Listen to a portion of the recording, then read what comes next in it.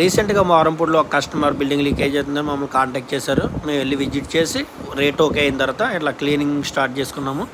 Iron brush పెట్టి మొత్తం terrace అంతా ఒకసారి క్లీన్ చేసుకున్నాము.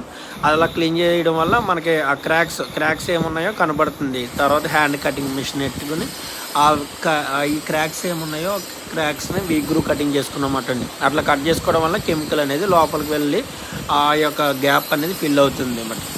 అలాగా చిన్న క్రాక్స్ కూడా మనం కటింగ్ మిషన్ కట్ చేసుకున్న తర్వాత మనం వాటర్ పెట్టి టెర్రస్ అంతా వాటర్ పెట్టి మనం ఒకసారి మొత్తం క్లీన్ చేసుకోవాలి. అలా చేసుకున్నట్లయితే మనకి కొంచెం అది క్లీన్ అయిన తర్వాత ఇట్లా పియూ సీలెంట్ పెట్టుకునే ముందు లాటెక్స్ వేసుకుని అప్పుడు పియూ సీలెంట్ పెట్టుకున్నాక సెకండ్ మనం మళ్ళీ లాటెక్స్ కోటింగ్ వేసుకుంటాము.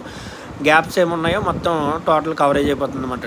తర్వాత మనం రూఫ్ సీల్ 2 కోట్స్ వేసుకున్నామంటే మనకి వాటర్ లీకేజ్ ఉండదు. అప్ టు 10 degrees హీట్ అనేది కన్ఫామ్గా తగ్గుతుంది.